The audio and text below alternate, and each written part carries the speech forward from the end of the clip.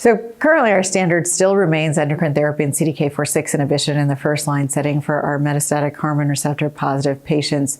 But I think there are still questions that remain as the landscape's changing. We're not really sure how to think about patients who may relapse after an adjuvant CDK4/6 inhibitor, for example. Would a first-line CDK4/6 inhibitor in the metastatic setting still be a standard for someone who's previously seen one? And we don't actually have data to know how to address that question. I think many of us make up approaches for how to think about that, looking at that disease-free interval between last exposure to CDK4/6 and time of recurrence, but I think that's something that does need to be studied.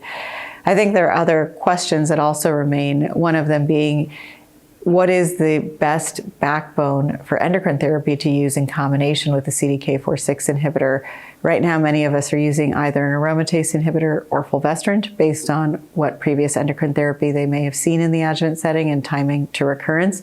But now we have a new class of agents with having just seen a recent approval for elacestrant in the metastatic setting.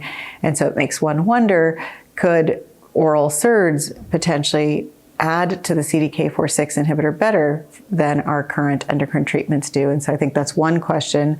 I think the other question is there any potential for further combination therapies? Could we add targeted drugs to CDK4/6 inhibitor to make them work even better? We saw some recent data regarding Capivasertib, an oral AKT inhibitor, in predominantly a post-CDK space, but it does make one wonder, if you added the Capivasertib to a CDK4/6 inhibitor, would that be well tolerated, and could it do even better than our current doublet therapy? So I think just a lot of moving parts in this space, but really nice to see that there are potential ways that we may be able to improve things even more.